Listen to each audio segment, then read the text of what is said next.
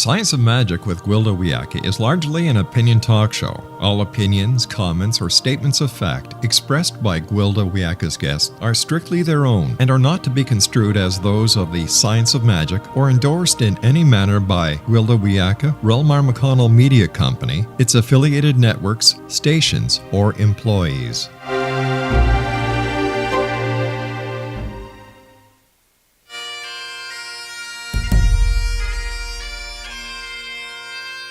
Welcome to the Science of Magic with Gwilda Wiyaka, a program dedicated to uncovering the unified nature of reality and humanity's ever-evolving place as truly galactic beings.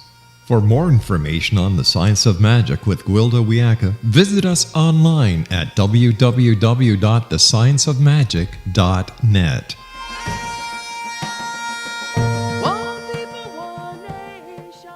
Welcome to the Science of Magic, a place where science and magic come together to transform fact into evolving truth. We're proudly coming to you through the ever-expanding X-Zone Broadcast Network, xzbn.net, and can also be found on our website, thescienceofmagic.net. I'm your host, Gwilda Wiyaka. This hour we'll be exploring Know Thyself. 2 words were written across the top of the gate into the Temple of Enlightenment. Know Thyself. Feeling deeply committed to gain access to the temple, I sat on a shaded bench under a nearby towering tree, contemplating the words. My guide sat quietly beside me, ever patient. I don't understand, I finally stated. What does it mean, know thyself? I know who I am. No, you do not, he countered. How can you be so sure? I challenged. Because you just said you know who you are. Of course I know who I am. No, you only know what you're identified with. Roles, names, occupations, associations, possessions, titles, behaviors, beliefs, stories, and even your damage. Those are who you are not. It was a dream I had often, inevitably waking from it feeling confused, hollow, and disoriented. Yet I returned to the dream night after night to sit quietly on the bench, trying to solve the puzzle.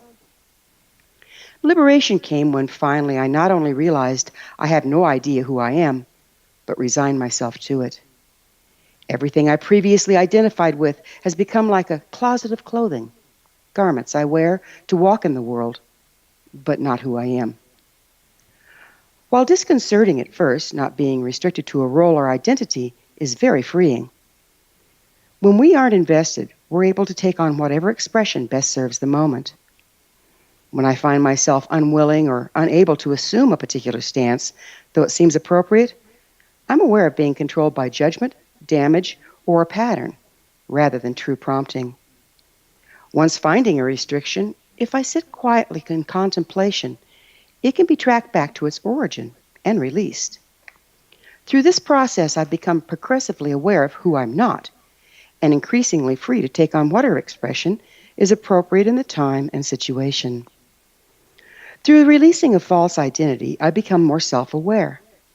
At first, there was a hope I would find who I was through this process. Instead, I've given greater awareness of what's moving through me, but not who I am. We have the dubious pleasure of living in extremely transitional times. As we leave the age of Pisces and enter Aquarius, we're leaving a time of polarization and entering into unity. As we draw closer to unity, everything separating us from ourselves and the cosmos is under increasing pressure to be released. Unity abolishes compartmentalization. Compartmentalization is necessary for identity, which is perceived separation. Any attempt to maintain a sense of self as separate from other creates instability, as it's no longer supported by the ambient influences. The tighter we cling to polarization, the more volatile we become as individuals and as a culture. Having a contemplative practice at this time can help immeasurably. Whether meditation or a shamanic journey trance, any form that helps us transcend identity and access pure essence is invaluable. For without mindful contemplation, the increasing pressure of the times drives us to living out of pattern and knee-jerk reaction rather than natural divinity. Finding myself in the dream one last time, I stood from the bench and faced the gate. I am, I called out in triumph. I just am. The gate opened. I awoke. The dream has not returned. Our guest this hour, Joseph Emet, is the author of numerous books, including his latest, Buddha's Book of Meditation, Mindfulness Practices for a Quieter Mind, Self-Awareness, and Healthy Living. Joseph started the Mindfulness Meditation Centre in 1997. In 2003, he received the Lamp Transmission as a Dharma teacher. After this commercial break, I'll introduce Joseph, and together we'll discuss mindfulness, self-awareness, the ancient art of meditation, so don't go away. You're listening to The Science of Magic. Prior innovative episodes can always be found on our website, thescienceofmagic.net.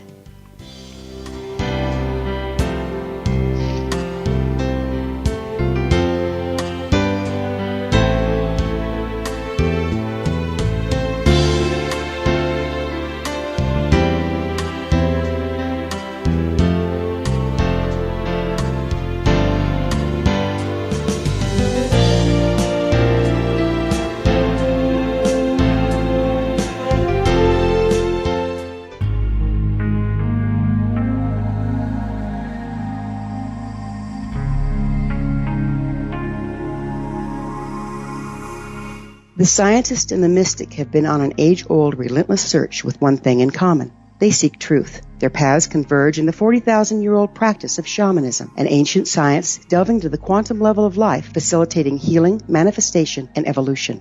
I'm Gwilda Wiyaka, the founder and director of Path Home Shamanic Arts School, a unique Colorado State certified occupational school training shamanic practitioners and teachers. We also provide classes for empowering personal lives through shamanism. Our certification classes are in week-long segments enabling international participation, and online classes and long-distance shamanic healing sessions are available. Come discover the science of magic in the limitless world of shamanism. www.findyourpathhome.com.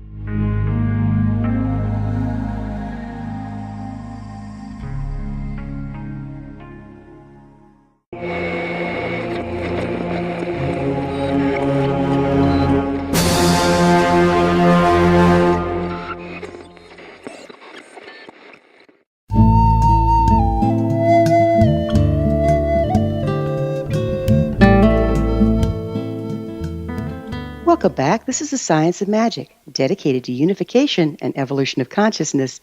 I'm your host, Gwilda Wiyaka.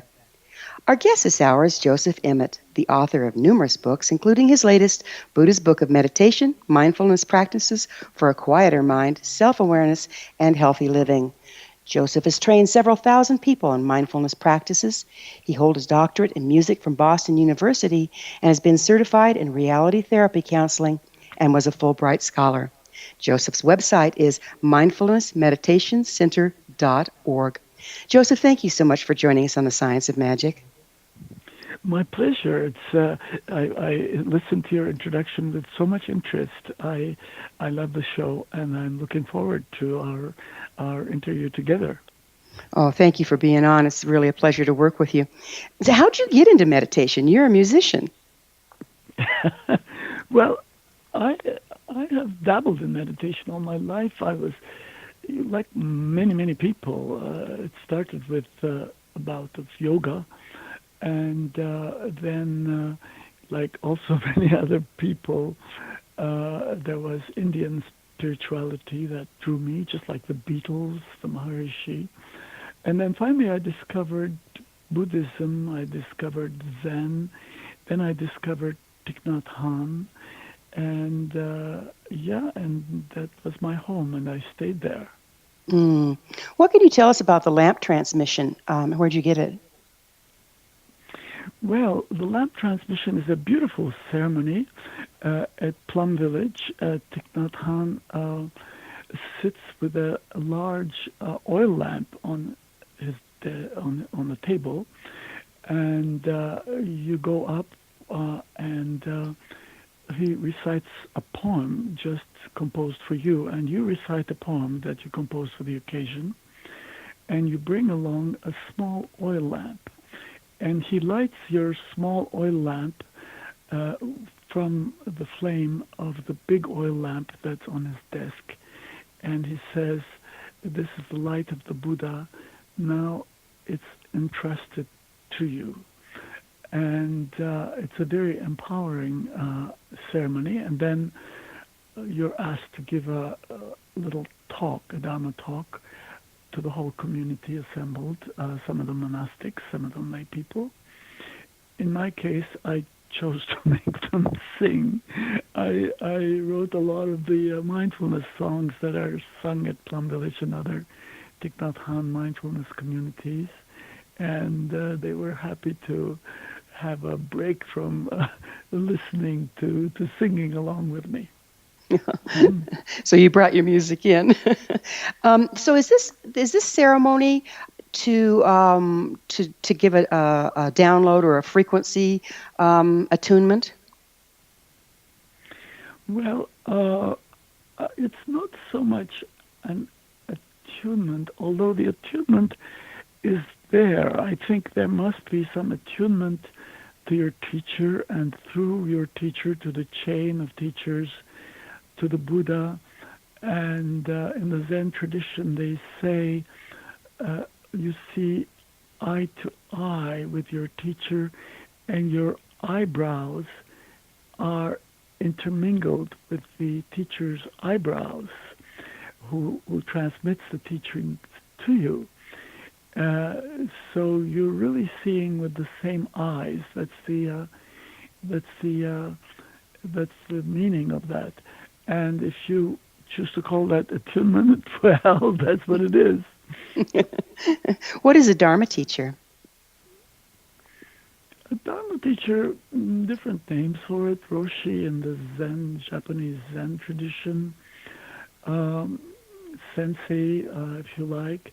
A Dharma teacher is someone who has been authorized to teach the Buddha's way, and he's authorized by someone who has himself been authorized by someone else in the tradition. So it's supposedly, in theory, an unbroken chain of teachers coming from the time of the Buddha up to the present moment. So speaking of which, where did meditation originate? I really don't know. I think it must be very ancient. Certainly Buddha didn't invent it. Did the Hindus invent it? I don't know. But it's somehow rings a bell for most people, centering. I think that's the etymological meaning of it, centering. I think different traditions have added their slant on it, their twist on it, and Buddhist meditation has its own particular flavor, though. Mm-hmm. How many forms are there? Say that again? How many forms of meditation are there? Do you know? Oh, I don't know how many traditions there are. There's really, I don't think anybody knows. The important thing is to find one that works for you, and to find one that is sort of in tune with the way the world works, with the way reality is, and that's the definition of Dharma, Buddha's way, which is the way of the universe. In fact, it's not a way different, an eccentric kind of way, but the way the universe really works. Being in tune with that is the ideal of Buddhism. So what exactly is meditation? What does it achieve? Are there any studies? Oh, there are as many studies as you want. But meditation is not really one thing. The beginning part of meditation, sometimes called calming the mind, serenity meditation, in my favorite term, samatha in the original Buddhist vocabulary. Calming the mind is the first step, because imagine meditating with a mind that is totally distraught and disturbed, it would be an impossibility. So calming the mind is the first step. So are there some tests done? Like what happens to our brainwaves when we go into meditation? What does this calming look like on instrumentation? Have you seen that? No, but yes, there are studies of that sort with experienced meditators who do show that yes, the mind gives off the same kind of waves as when we're calm and so on. Yeah. So it's measurable. What are the physical, emotional, mental, and spiritual benefits from a meditative practice? Well, emotional, two benefits. One, as I mentioned, calming the mind, finding a measure of serenity. We see more clearly everything when we are calmer. The other emotional benefit is that Buddhist meditation is not emotionally neutral, really. It goes toward positivity. I mean, imagine a person who's said to be an enlightened person and is desperately unhappy. How impressed would you be with that person? So the emotional perhaps comes first. And the second one is conceptual, if you like, because it sort of the wisdom, the Buddhist wisdom, is the interbeing nature of the universe, how everything is connected. I'd like to go back to the emotional for just a minute because I'm not real clear. So if you're upset and you enter into a meditative practice and you're calming the emotional realm, does that mean you're putting your upset or your dissatisfaction into denial, or are you processing it? And how does it help process if that's the case? Well, there are two meanings of the word emotional. One is positive, one is negative. If somebody is, we all know what we mean when you say to somebody, you're being emotional now. And that is acting out of your emotions. Animals do this, dogs and cats. I mean, we've all been, barked at by a dog or scratched by a cat. Those animals are being emotional in a negative sense. But there's also a positive sense of emotional. When we talk about emotional intelligence, for example, or when we talk about being in touch with your emotions. Women have a reputation for being emotional in this positive sense of the word. So when we talk about meditation and emotions, the first aspect is sort of getting out of the negative meaning of emotional, and the second aspect is getting into the positive meaning of emotional, awareness of your emotions. And that's a big issue in Buddhism. Is one of the areas of mindfulness is being in touch with your emotions. So is it more like what you're calling negative emotion is where you're being controlled by your emotions, and what you're calling positive emotion is where you're witnessing your emotions but not controlled by them? I wasn't talking about negative emotions at this point. I was talking about the negative meaning of the term being emotional. Gotcha. Yes. In general, I think you're right. You see, animals use their emotions as a form of intelligence.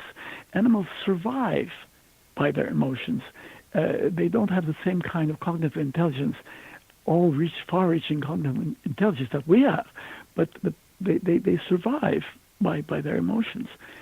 So there's a certain kind of emotionality, I think, that they use, and if we go there, it's not a positive direction for us to go. But being in touch with our emotional nature, with our heart, with the heart space, yes, that's very valuable for everybody. So I'm still a little unclear on what you consider the negative emotional, just reactionary? Yes, you might say that. In this Buddhist tradition, they talk about responding to situations instead of reacting to situations. Reacting, we have an evolutionary nature, the Flintstones in us, like men would react We're to gonna have to pick up this on the other side of a short break. Joseph and I will return to our discussion on the flip side. We're coming to you through the X Zone Broadcast Network. Don't miss the other fine shows and hosts on xzbn.net. You're listening to The Science of Magic, thescienceofmagic.net. I'm your host, Gwilda Wiyaka. There's more awareness to come, so don't you dare go away.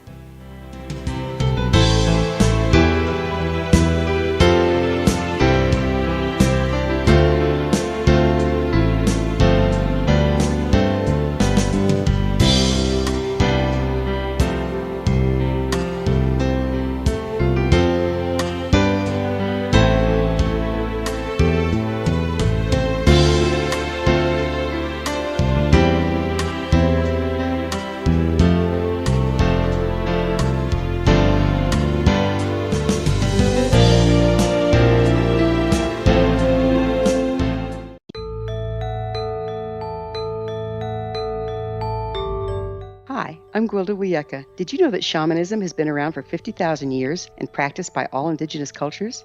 These ancients understood there's more to healing and health than just the physical.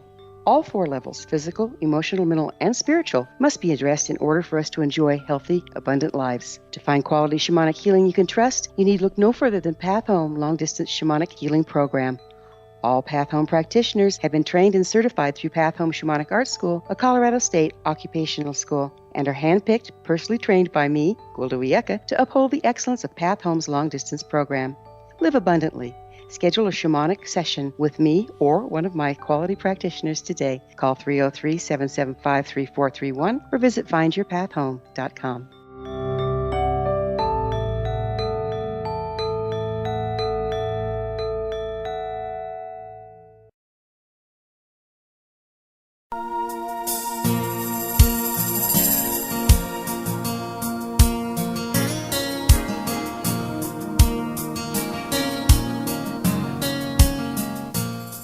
Welcome back. This is The Science of Magic, a place where magic and science come together to promote enlightenment.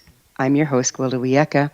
Our guest this hour, Joseph Emet, is the author of numerous books, including his latest, of meditation and mindfulness practices for a quieter mind, self-awareness, and healthy living. We were talking about the benefits of meditation. We pretty well covered the emotional, I think. And then we have the mental and spiritual to look at. Would you mind telling me what the benefits there are? Mental. As you look into one of my first koans, the Zen, in the Zen tradition, you are encouraged to meditate with a puzzling statement of some kind, was who is listening? And this was in Hawaii, where at dawn the beautiful bird songs fill the air. I was studying with Roshi Aitken and Robert Aitken. Who is listening? And you brought up that question, who am I? This is another sort of way of putting that question, who am I? Who is listening? And as you also pointed out, I came up with all those identities. I would come up with Joseph Emet, and he would say, "That's just a label." And he gradually rejected all my suggestions as to who was listening to the bird song. And it's a subtractive kind of wisdom as you eliminate all those things. Finally, what came out, what wanted to come out, that in meditation there's just listening. Forget the who, forget the drama, forget the story, forget the problems, forget the one who has problems. Forget the one who's listening. Just listening. And That's a wonderful definition of zazen, of meditation, if you like. The self sort of fades away into the distance. You've heard the statement, be here now. Well, this is sort of gives substance to that statement. We're here now when we're only listening, when we're one with our sensations, with our experience. So we're one with, we're the listener and the listened. We're one with whatever's going on, not separate from it. Very, very much so, yes, yes. Uh-huh. So what are the spiritual benefits? Well, the word spiritual is used in different ways. Actually, I didn't hear my teacher Thich Nhat Hanh use that word until very recently. Because many people who use the word spiritual use it to distinguish from material. And that's not the meaning it has in the Buddhist tradition. If you want to use that word, I would understand it to mean a holistic sense, a sense which includes our emotions, our vows, our aspirations, and not only this small self, but the larger self.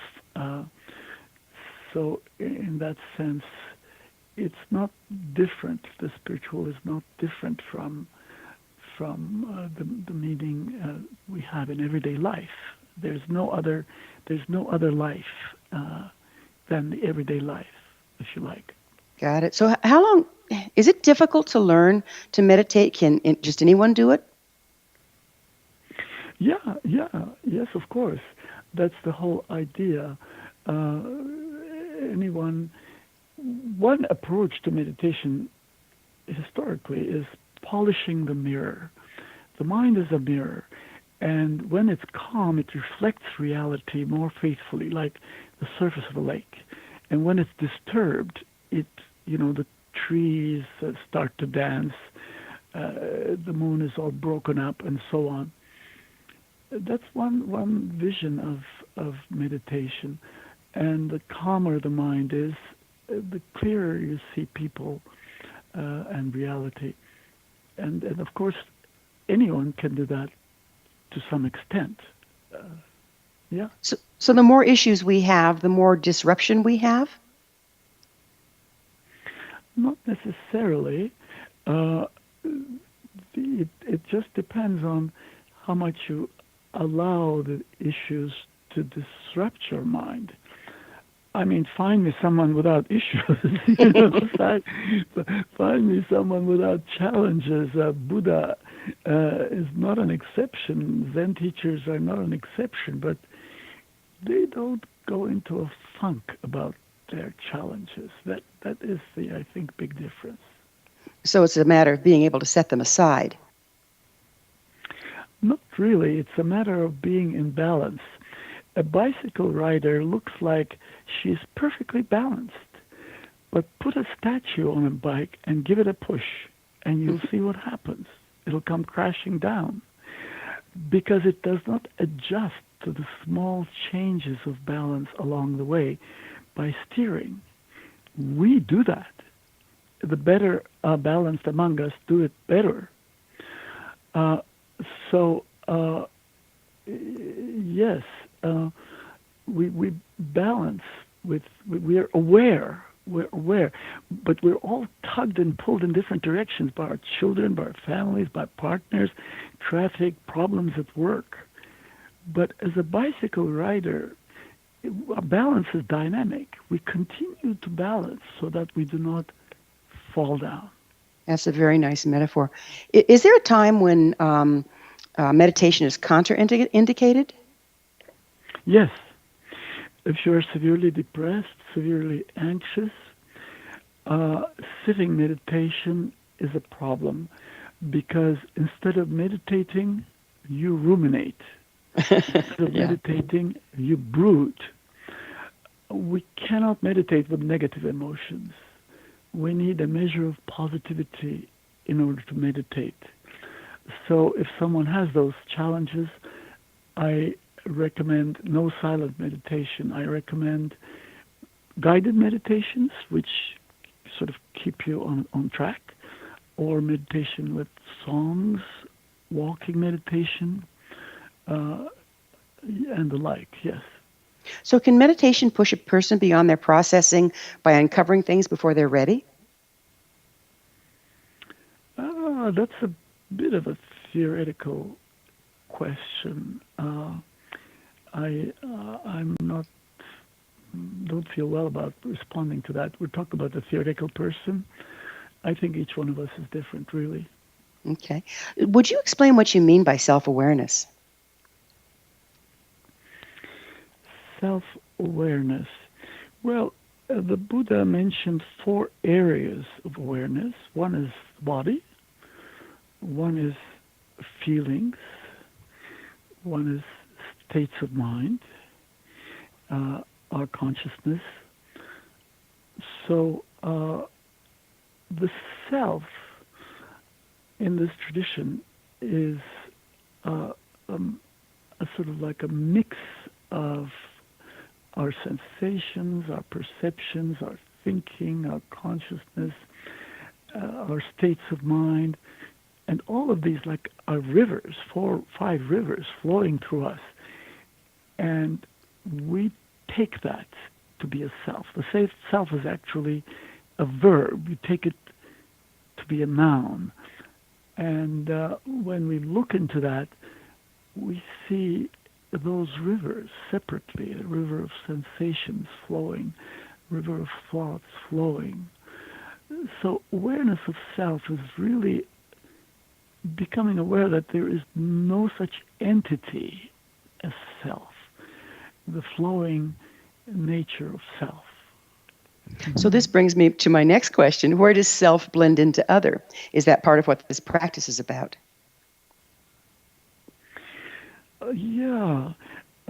Yes, to a great extent. We're a leaf on the tree of life.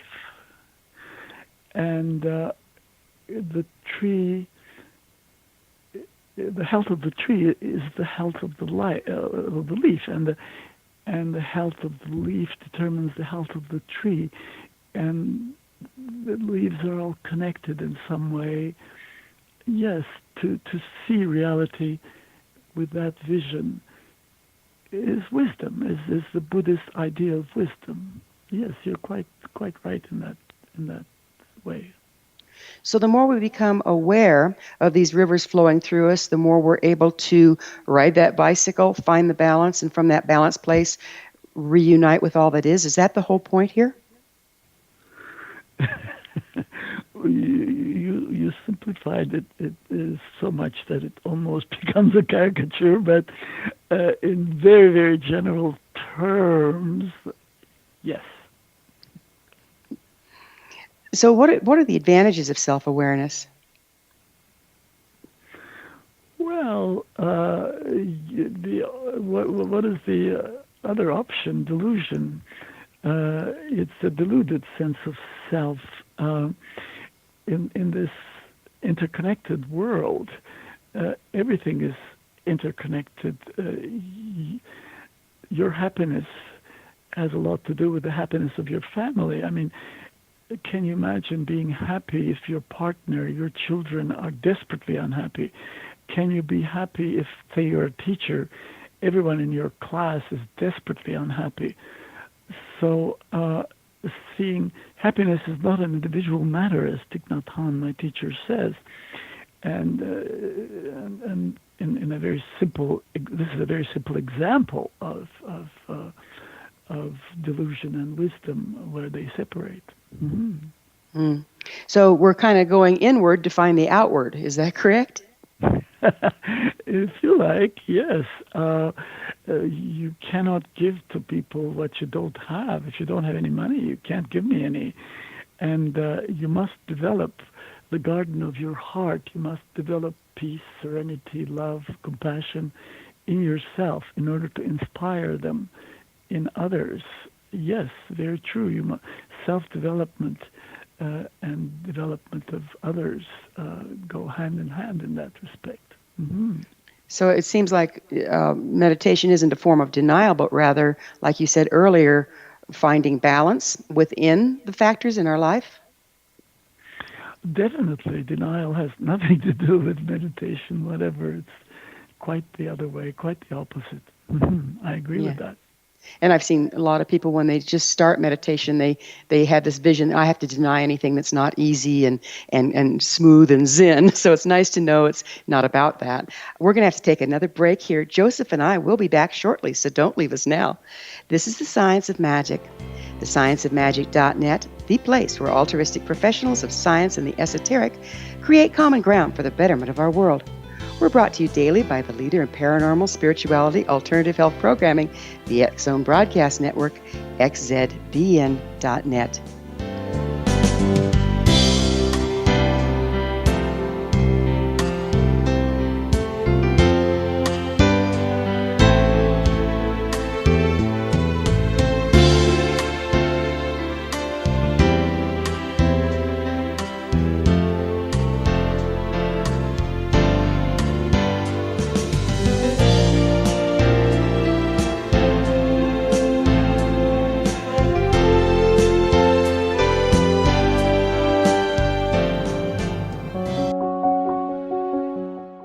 Gwilda Wiyaka's latest book, The Science of Magic Book of Mysteries, Volume 1, is the first book in a series based on her writings that open every episode of the Science of Magic radio show. Drawing on the subject matter of each guest and armed with over 40 years' experience in shamanism, 35 years in alternative health, and degrees in psychology and religious studies, Gwilda introduces relevant and leading-edge information that supports spiritual evolution and personal empowerment. Rich with wisdom and inspirational quotes packaged in digestible segments, this is a book that will pull you from cover to cover. It will also serve as a daily inspirational reading for years to come. The Science of Magic Book of Mysteries, Volume 1 is available at our website, tsompublications.com, amazon.com, and wherever fine books are sold.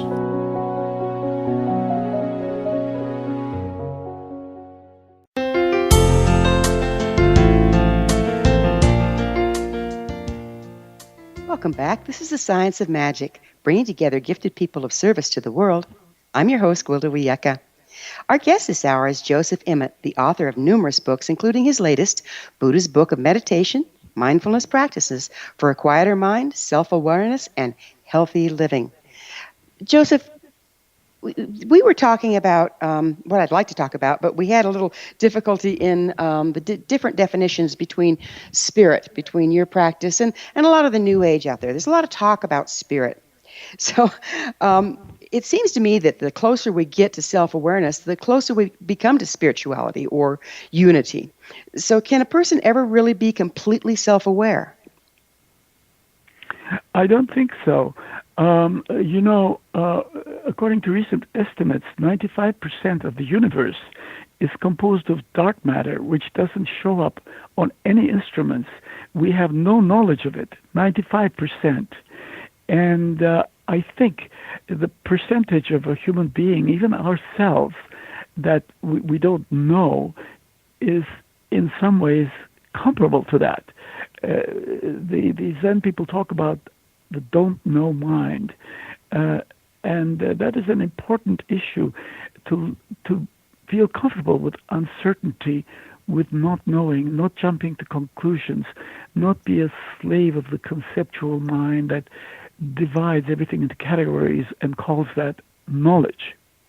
Mm-hmm. Yeah, that's I think, isn't that the most challenging thing? Because we're such a mental society, we have to know, and yet we never really do know the total scope of any issue, do we? Yes, I agree with you. That's very true. But the tragic thing is that we think we know, and that's of course true of illnesses, diseases, nutrition, our own mind, our unconscious, the nature of reality, whatever. That's quite true. Yes. Isn't that a cause of a lot of conflict? You know, we got this polarization going on. Well, I know and it's my way. No, I know and it's my way. And then the battle begins. Yes. When you mentioned battle, take relationships, for example. It begins with fascination with the being of a person. You don't know everything about the person, but you're fascinated with the aura, the being of that person, but that unifies us, that creates the connection, and then our opinions, our so-called knowledge, our opinions about things divide us. And so, yes, the division and the unifying forces, very true. Knowledge and the intuition are sometimes, work on opposite sides. Mm-hmm. Let's talk a little bit about meditation and intuition. How do they work together?